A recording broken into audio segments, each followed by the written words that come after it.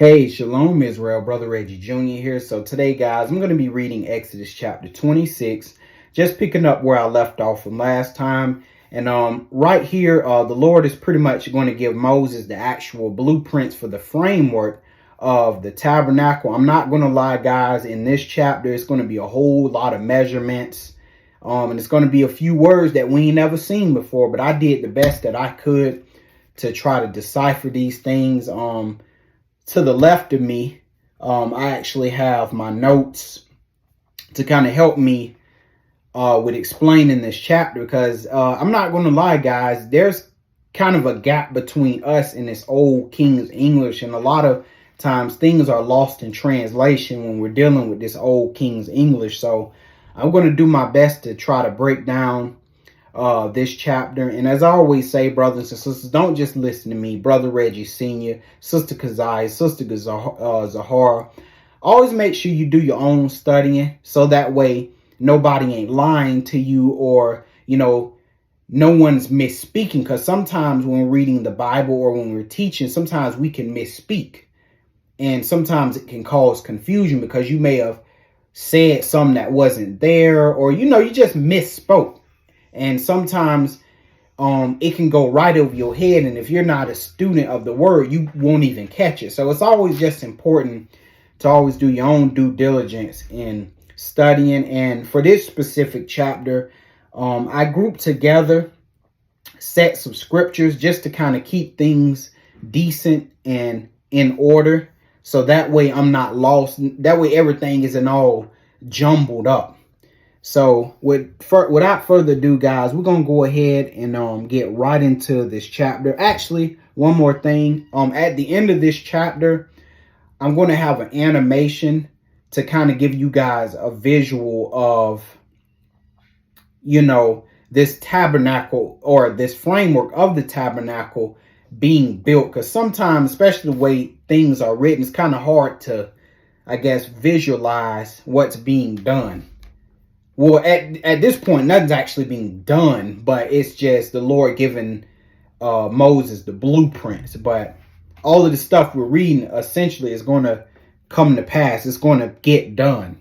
All right. But let's go ahead and just get into it, guys. Exodus 26, and I'm going to read 1-6 first. And it says, "Moreover, thou shalt make the tabernacle with 10 curtains of fine twined linen, okay, and blue, and purple, and scarlet." And we know scarlet is crimson red. So these 10 curtains was going to be made of various materials interlaced, which was blue, purple, and scarlet, like I said, which is crimson red. With what? Cherubims of cunning, meaning skillful work, shalt thou make them. So these cherubims would also be I guess knitted, or the pattern of a cherubim was going to be knitted into these curtains. So the curtains was going to actually have a design of a covering angel. And notice the Lord right here now. Hold on. He says of cunning work.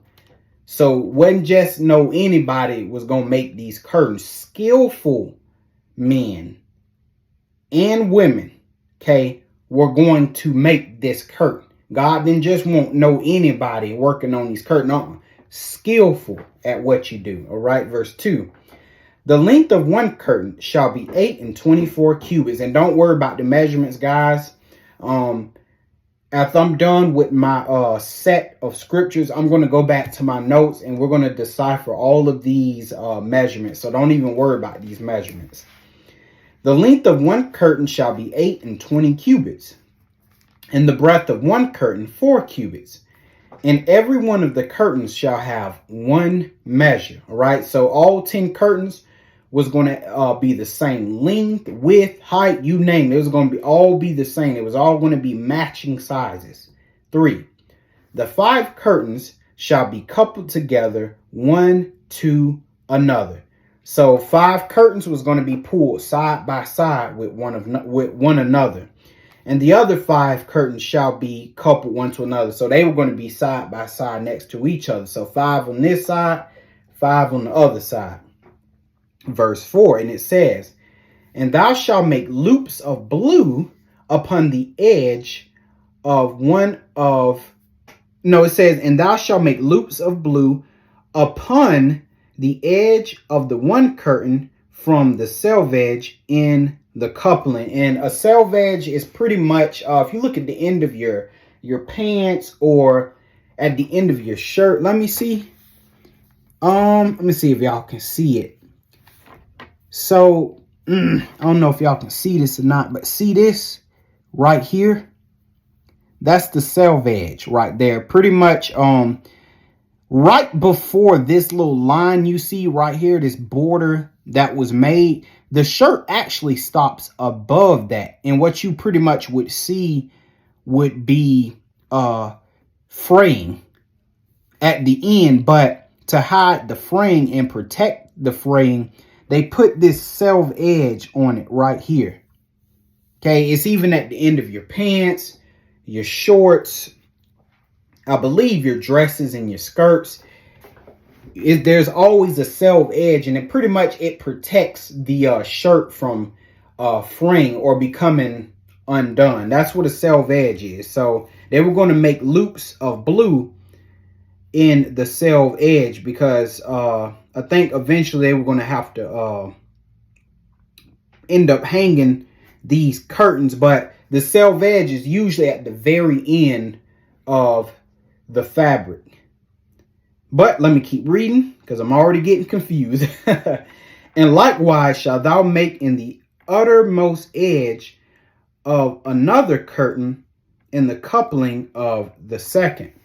And it says, 50 loops shalt thou make in the one curtain, and 50 loops shalt thou make in the edge of the curtain that is in the coupling of the second, that the loops may take hold one of another. And thou shalt make 50 tacks of gold. Or these tacks, another word for it is pretty much like a buckle or a clasp or like a latch. Okay, so that it may take hold one to another. Verse 6, and thou shalt make 50 tacks of gold. So these are going to be made of pure gold, and couple the curtains together with the tacks, and it shall be one tabernacle. All right, so these curtains pretty much were going to be you had loops at the top, but you also had tacks that were made for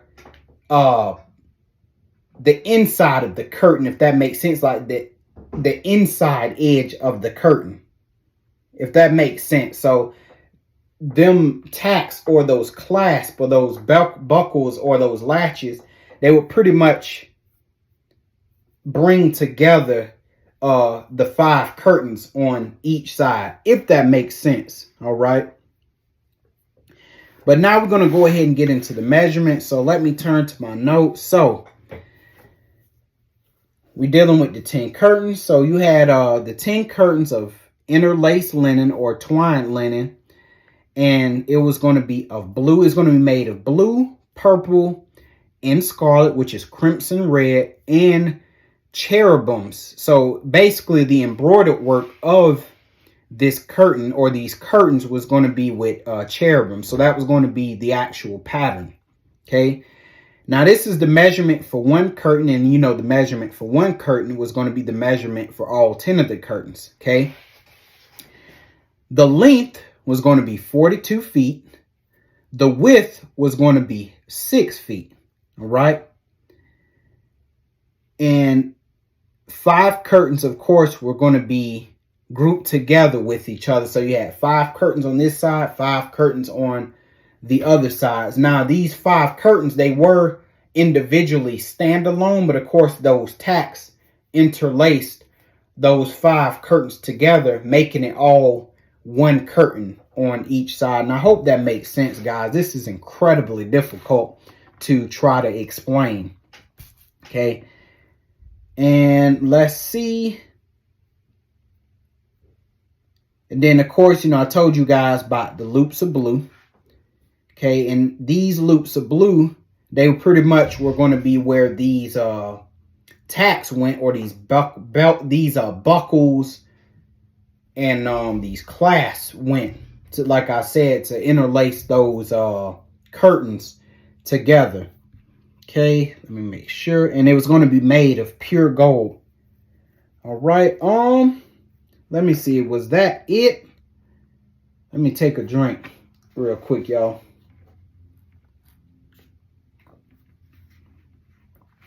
All right. So now I'm going to read verses 7 through 14, because now we're going to be dealing with the covering of the tabernacle, or as we call it today, the roof of the tabernacle. So go ahead and let me read this out. 7 through 14, and it says, "And thou shalt make curtains of what? Goat's hair, to be a covering upon the tabernacle. 11 curtains shalt thou make." So these 11 curtains was going to be made of goat's hair.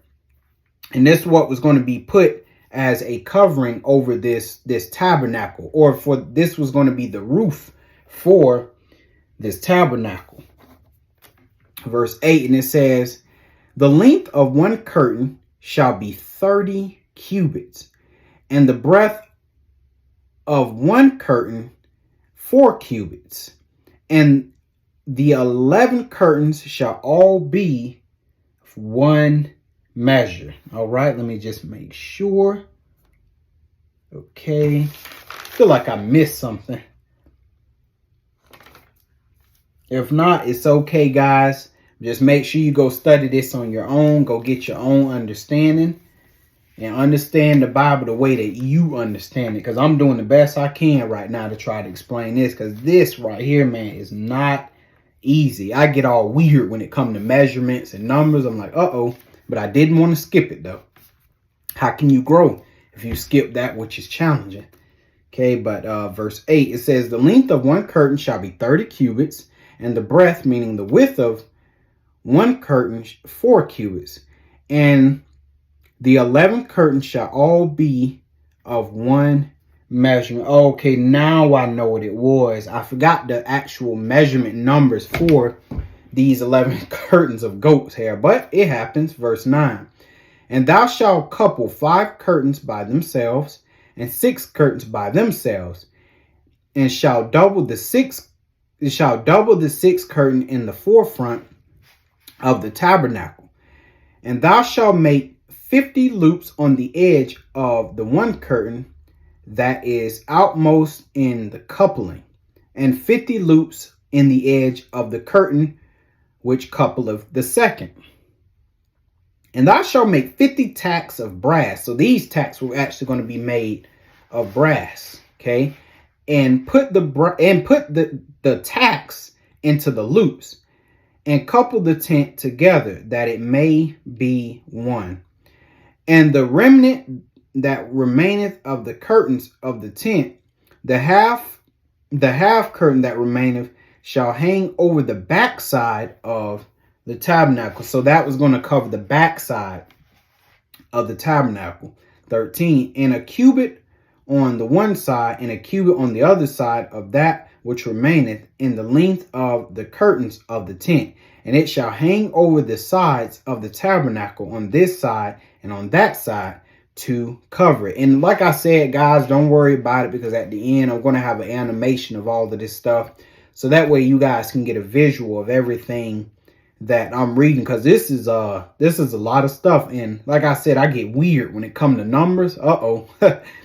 14, "And thou shalt make a covering for the tents of rams' skins, dyed red, and a covering above of badgers' skins." Okay, so you had the tent. So pretty much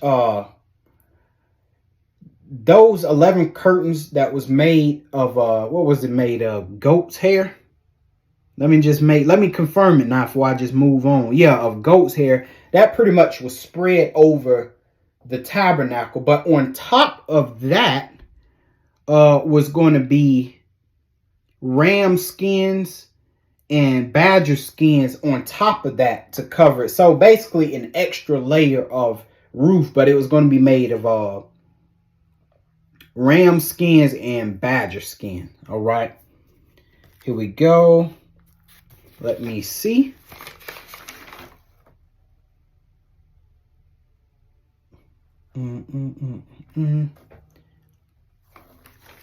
All right. Okay, so now I'm going to read verses 15 through 25. Let me erase something real quick. 15 through 25. So now we're going to do 15 through 25. Now we're going to actually get into the frame itself of the tabernacle. So now we're going to be looking at the boards for the tabernacles, or what we would call the walls. All right. 15 through 25, and it says, "And thou shalt make boards for the tabernacle. Thou shalt make boards for the tabernacle of shittim wood, standing up." So these boards were to be made of shittim wood, and when they were made to be standing upright. And I noticed that the Lord used shittim wood, so there must be something really special about the shittim wood in terms of longevity, lasting a long time. Because remember, this tabernacle was going to be exposed to elements, rain, what have you, cold, hot. So this thing has to be able to last. That's why it's very important to do what the Lord says. So if he said make it of shittim wood, that's what he means. 16, he says, 10 cubits shall be the length of a board, and a cubit and a half shall be the breadth of one board. 2 tenons. Now I'll go ahead and let y'all know what a tenon is. We go to my notes. So a tenon was a specially carved hole for a socket or a peg or a base to pretty much lock into. I don't know if you guys have ever I don't know if y'all have ever put together like a entertainment center, and at the bottom of the entertainment center, or if you had to put together a couch, which I've done before, you have to put on those stoppers or the base or these pegs. You have to put them into like this little hole at the edge of the couch.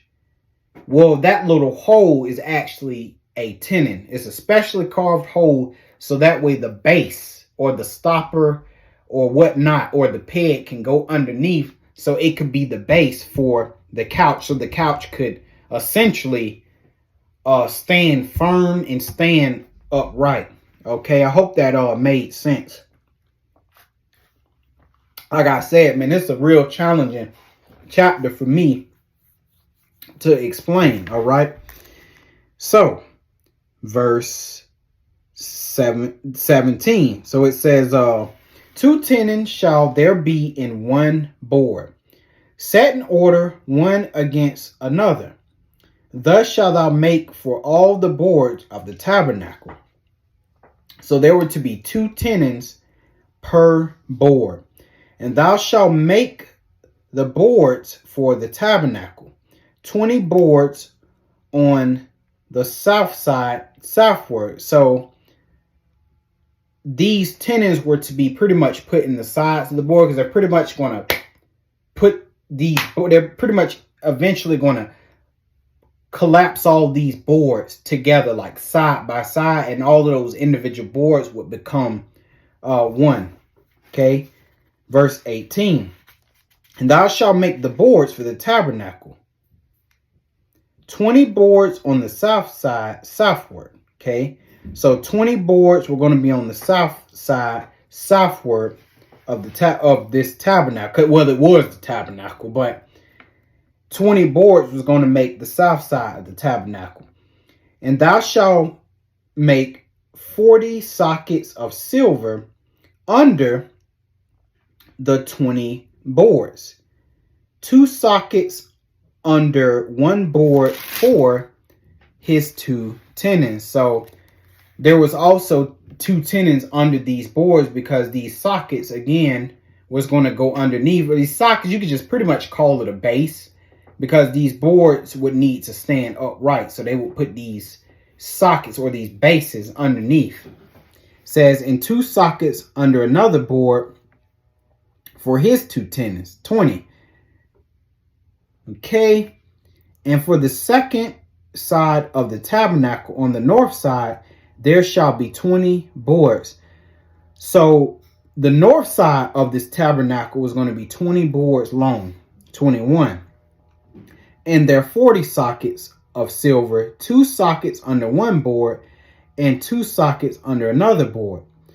And for the sides of the tabernacle westward, thou shalt make 6 boards. So the west side of the tabernacle was going to be 6 boards long. Okay. And we're going to find out the measurements for all of this. Just give me a chance to get through this. 23. And 2 boards shalt thou make for the corners of the tabernacle in the 2 sides. 24. And they shall be coupled together beneath, and they shall be coupled together above the head of it unto one ring. Thus shall it be for them both. They shall be for the 2 corners. 25. And they shall, so basically in the back of the tabernacle, it was going to be pretty much 2 extra boards reinforced at the back of the tabernacles. And at the back of the tabernacle, basically 2 extra boards was going to be put behind the other boards and reinforced with this silver ring, pretty much. But I'm trying to explain it the best that I can, y'all. But like I said, y'all will have a visual of all of this. Verse 24, and they shall be coupled together beneath, and they shall be coupled together above the head of it unto one ring. So there was going to be a ring that coupled these 2 boards to the back of this tabernacle. Thus shall it be for them both. They shall be for the 2 corners. Verse 25. And they shall be 8 boards in their sockets of silver, 16 sockets, 2 sockets under one board and 2 sockets under another board. All right. So now we're going to get some measurements. So, of course, the build material for these boards was to be of shittim wood. The length of the board was 15 feet, and the length, width, and height of these boards was going to apply for all the boards. So, the length of one of the boards was 15 feet. The width was 2.25 feet. All right, and then of course, you know, these tenons that God talked about that was going to be under these boards and stuff like that. Remember, these tenons were specially carved holes for a socket to fit into, or as we call it today, a base or a peg. And if you had to build a dresser, if you had to build a couch, if you had to build an office chair, entertainment center, you'll pretty much know what a tenon is. All right. Now, the Lord gave the measurements for how many boards that he wanted for each side of the tabernacle. So the south side, he wanted 20 boards. And according to the measurements, the south side was 300 feet long. All right. The north side also had 20 boards. That was the south side, the north side, both had 20 boards, so they both were 300 feet long. But the west side only consisted of 6 boards. So the west side of the tabernacle was 20 feet long. And again, you had 2 backboards placed at the rear of the tabernacle, and it was reinforced to the rear of this tabernacle with of course 2 boards, but with the ring. All right. I think I explained that the best that I could. Now I'm going to read verses 26 through 30. Okay. Now we're going to be dealing with the bars, or shall we say the crossbars for the tabernacle. And it says, and thou shalt make bars of shittim wood. So once again, here's the shittim wood again.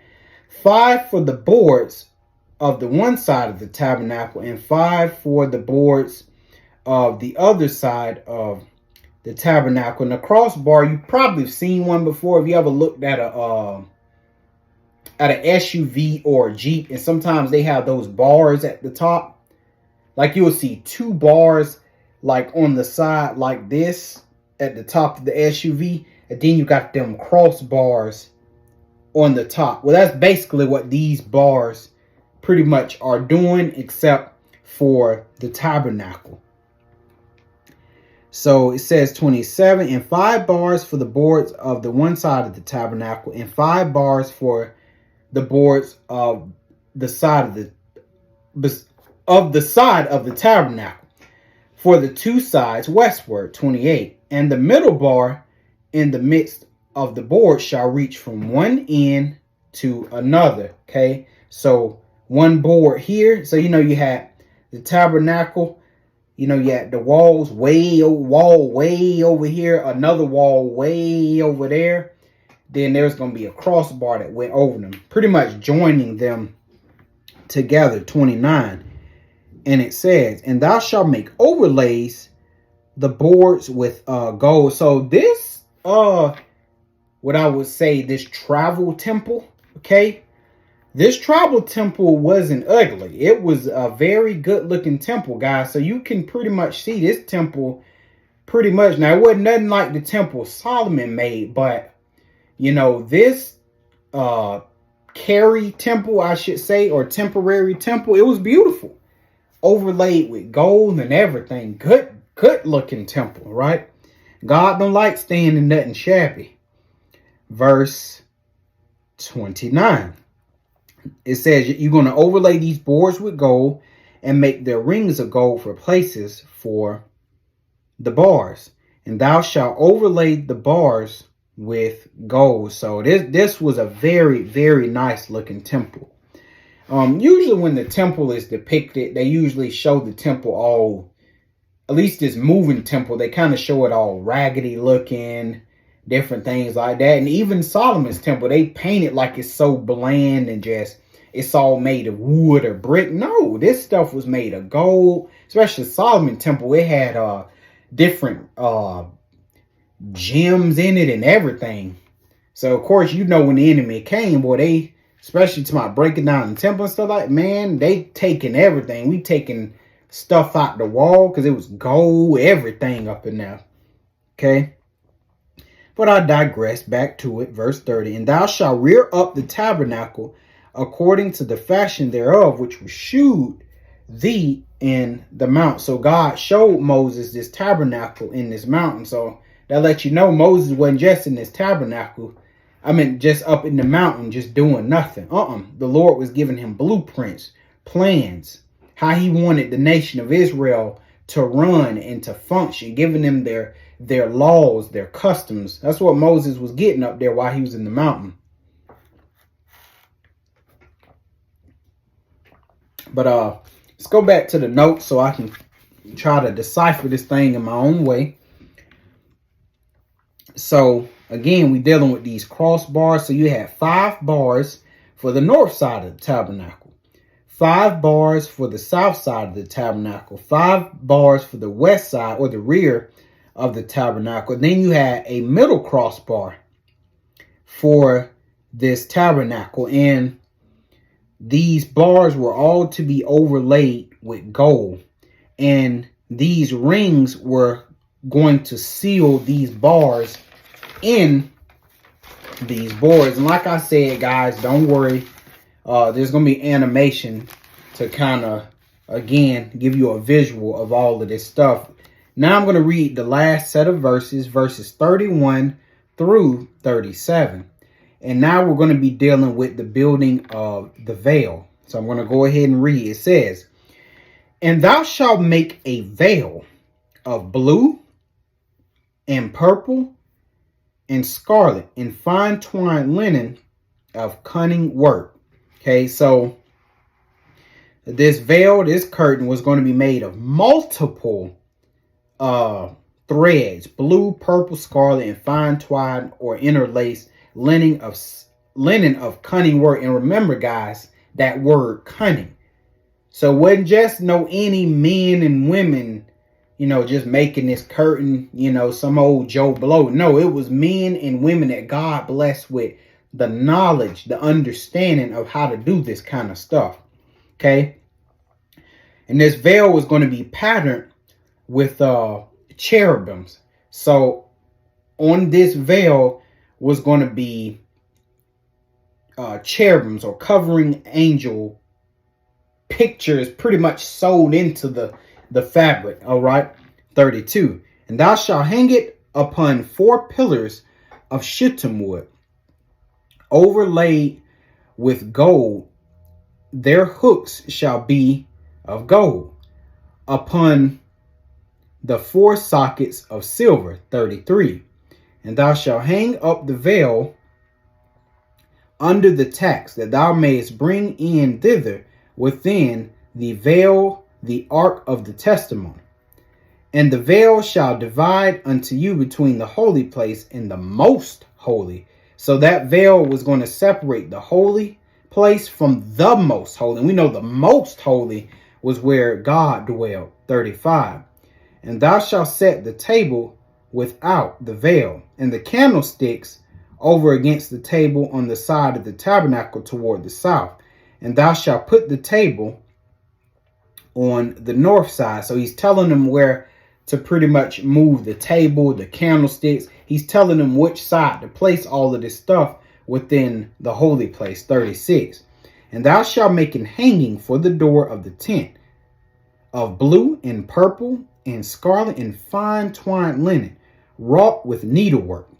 And thou shalt make for the hanging 5 pillars of shittim wood, and overlay them with gold, and their hooks shall be of gold. And thou shalt cast 5 sockets of brass for them. And I want to thank you, brothers and sisters, for sticking with me as I went over that. That was extremely difficult for me to explain, and I wouldn't even call it explaining. I don't know what that was, but I tried my best to explain this chapter the best that I could.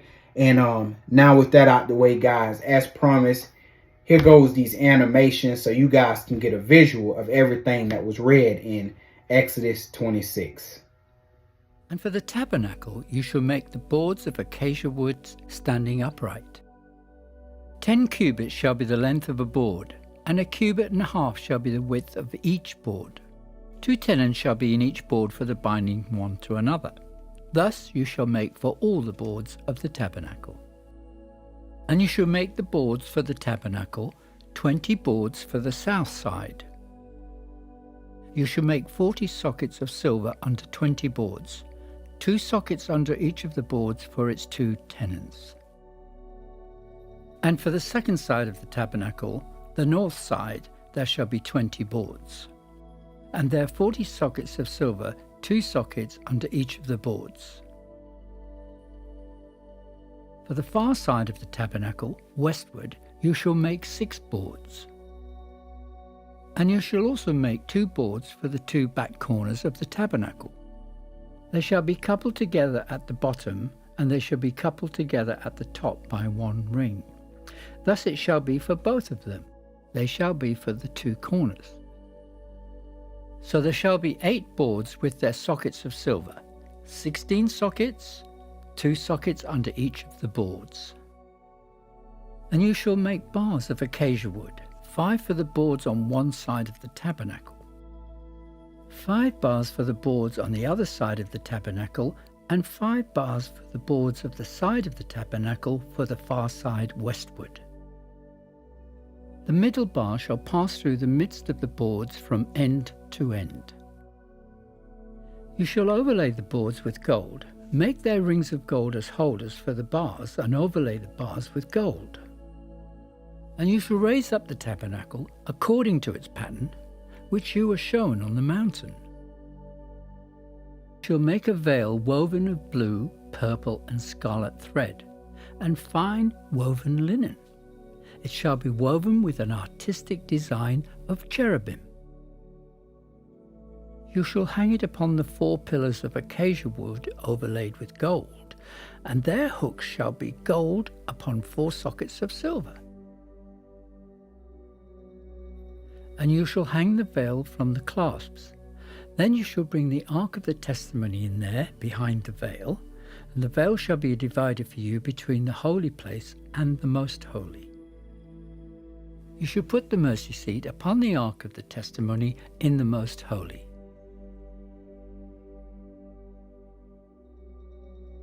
You shall set the table outside the veil, and the lampstand across from the table on the side of the tabernacle toward the south, and you shall put the table on the north side.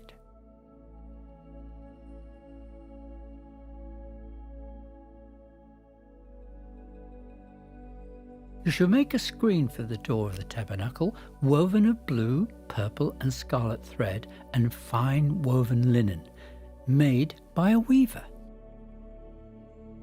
And you shall make for the screen 5 pillars of acacia wood, and overlay them with gold. Their hooks shall be gold, and you shall cast 5 sockets of bronze for them.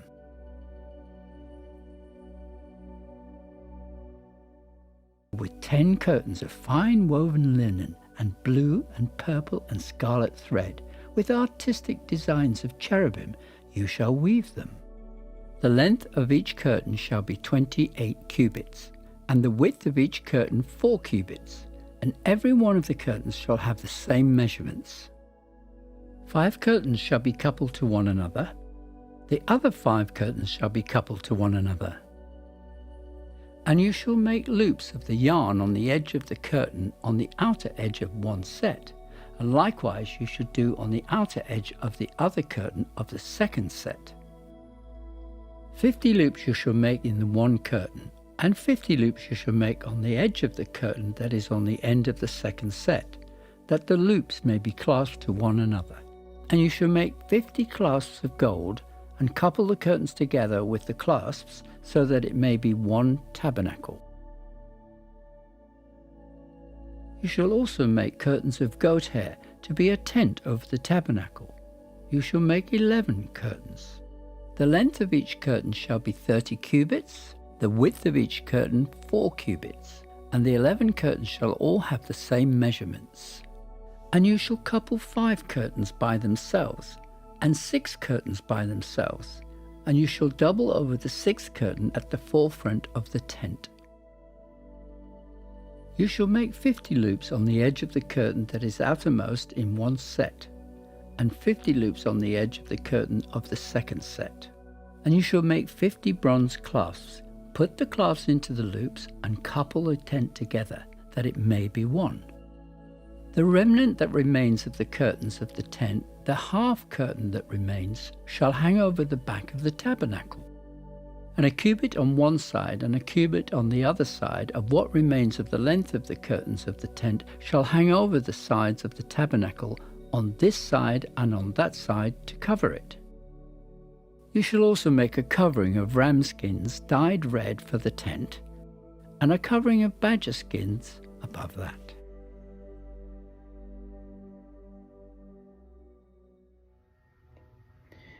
Well, all right, brothers and sisters, that's the end of this video. Thank you for sticking around, and I will see you in the next chapter. Shalom.